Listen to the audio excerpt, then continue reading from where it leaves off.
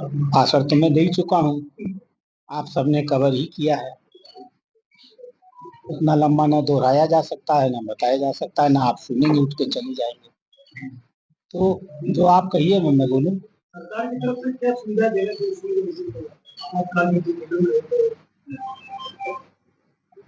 हमारे देश में जहाँ कहीं भी भारतीय जनता पार्टी की सरकारें हैं, क्योंकि आपने एक राजस्थान स्पेसिफिक बात पूछी है, तो माननीय प्रदेश अध्यक्ष इसका जवाब बेहतर दे सकते हैं। हमने हर जगह स्वतंत्रता संग्राम सेनानियों को कहीं 20,000, कहीं 15,000, हमने शुरू किया था 3,000 रुपए प्रति माह से। आज के दिन उत्तर प्रदेश में राशि बढ़ते बढ़ते 20,000 रुपए प्रति माह हो चुकी है।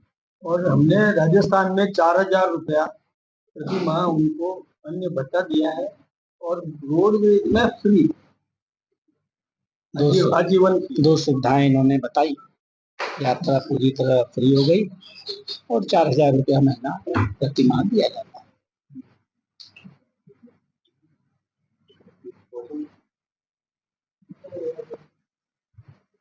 वो 50 साल हो गया आपातकाल। देखिए, हम तो इसको लोकतंत्र की कमी और लोकतंत्र की मजबूती के रूप में देखते हैं। लोकतंत्र दुनिया की सर्वोत्तम शासन पद्धति है। हम चुनौती के साथ कहते हैं जनता का शासन जनता के द्वारा जनता के। यह सिर्फ फ्री और फेयर चुनाव से नहीं होता। इसकी पहली शर्त है नागरिकों की जागरूकता। नागरिक अपने अधिकारों की रक्षा को समझे, अधिकारों को समझे, उनके अधिकारों का जब हनन हो तो वह प्रतिरोध करें। जो जागरूक नागरिक होगा, ऊर्जावान नागरिक होगा, संगठित नागरिक होगा, लोकतंत्र का असली रखवाला वही है। हम भारतीय जनता पार्टी के लोग हैं, फिर भी आपसे कह रहे हैं, हमारी पार्टी की यह मान्यता है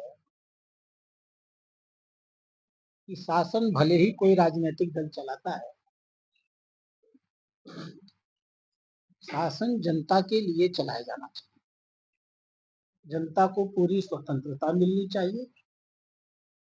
स्वतंत्रता में सिर्फ अपने विचार रखने का अधिकार नहीं, सरकार के कदमों का और सरकार के विचारों का विरोध करने का अधिकार भी होना चाहिए।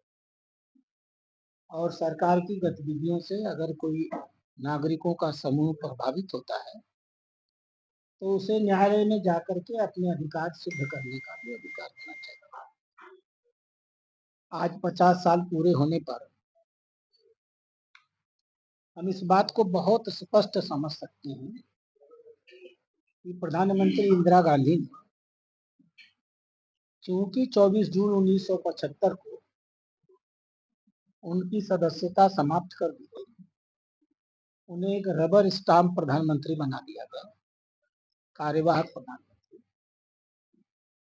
वो पूरी तरह डर गई।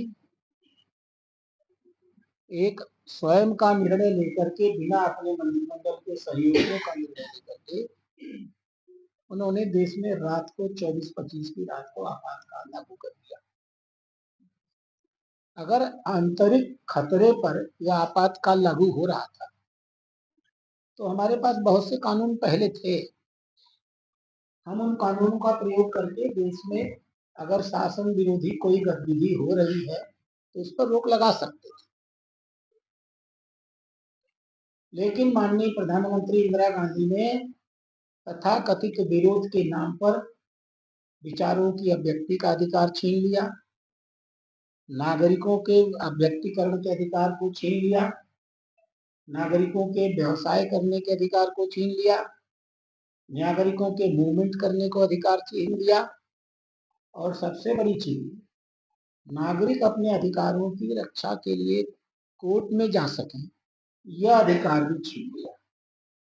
सुप्रीम कोर्ट का एक बहुत प्रसिद्ध मुकदमा है जिसमें नागरिक अपने अधिकारों के लिए कोर्ट में गए और सुप्रीम कोर्ट ने फैसला दे दिया कि इमरजेंसी के दौरान क्योंकि नागरिकों के अधिकार समाप्त कर दिए गए, इसीलिए नागरिक अपने अधिकारों के लिए न्यायालय भी नहीं जा सकते।